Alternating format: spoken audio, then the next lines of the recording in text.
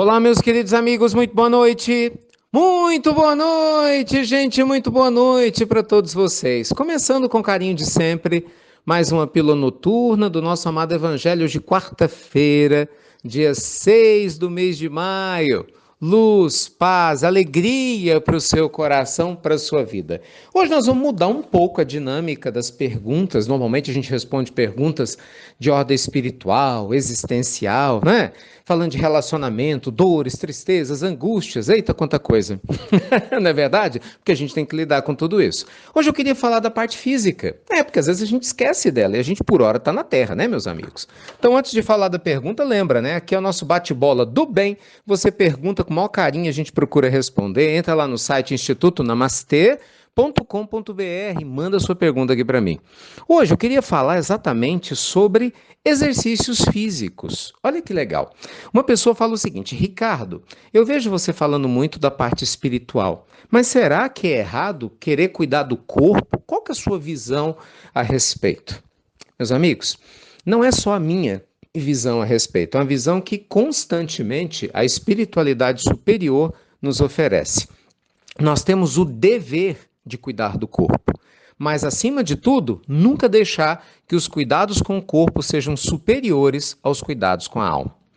Bem, vamos lá. O que acontece? A crítica que muitas vezes se faz, eu mesmo faço e faço a mim mesmo em primeiro lugar, claro, sempre, e às vezes a gente faz uma reflexão nesse sentido, é que muitas pessoas, na busca desesperada em ter um corpo dito, abre aspas, perfeito, o desejo de serem aceitos na sociedade, serem desejados, né, pelo sexo que lhes interessa, acaba fazendo o quê?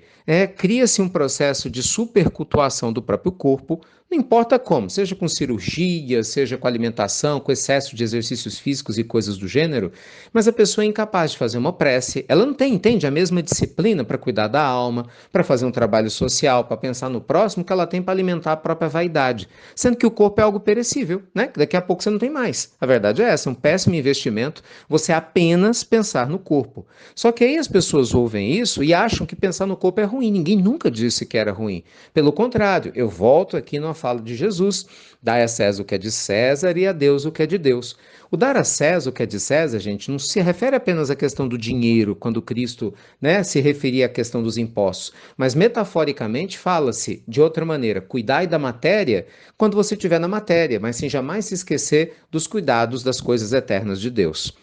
Então, se você é alguém que naturalmente está cuidando do seu espírito, está cuidando da sua moral, da sua índole, né, se esforçando para ser um ser humano melhor, é claro que você tem todo o direito e, mais do que isso, o dever de procurar cuidar do corpo. Gente, é uma questão de respeito, né? Você buscar a alimentação mais adequada ao que você necessita, ter as horas de sono que seu corpo precisa, né? Cada caso é um caso.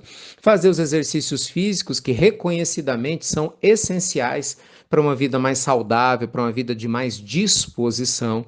E uma coisa complementa a outra, não é? Eu sou um defensor sempre árduo da gente buscar o meio termo, sempre, porque é o que eu aprendo com os amigos espirituais, é o que funciona para a minha vida e o que eu compartilho para vocês. E sendo muito honesto, as pessoas mais equilibradas que eu conheço caminham nesse meio termo. Então são pessoas que procuram sim o cuidado com o corpo, estão vigiando na alimentação, quem pode pratica os seus exercícios físicos, seja uma caminhada, seja a prática de um esporte, quando é possível, né? Seja como for, mas jamais se descuida do espírito.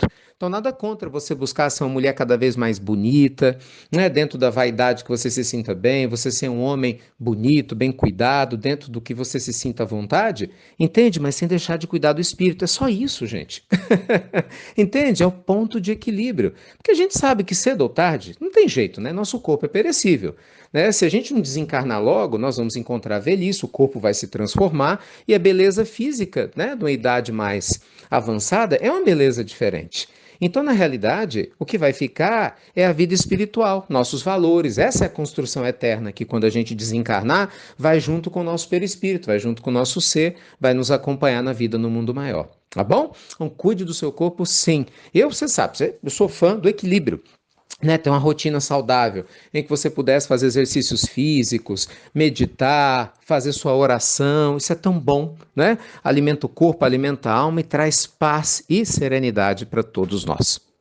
Gente, deixa eu aproveitar e fazer um convite maravilhoso. Quer saber mais sobre reencarnação? É um tema importante. E vidas passadas, hein? Quantas pessoas têm dúvidas sobre vidas passadas, reencarnação, quem eu fui, qual é o impacto que a minha vida passada tem no presente? Será que eu posso mudar isso tudo? Será que existem provas na Bíblia da reencarnação? Esse é o nosso tema de amanhã no Evangelho no Lar. Você não vai querer perder, né? Ainda vou ter uma convidada linda, a Tassiana Carvalho, para falar conosco a esse respeito. Vocês vão amar esse bate-papo, 10h30 da manhã, Evangelho no Lar, nosso canal do YouTube e do Instagram, você sabe. E reforço o convite, hein? Da nossa semana, da Jornada da Prosperidade, na semana que vem, de segunda a quinta-feira. Estou te aguardando às 19h57, cravado. Se inscreva.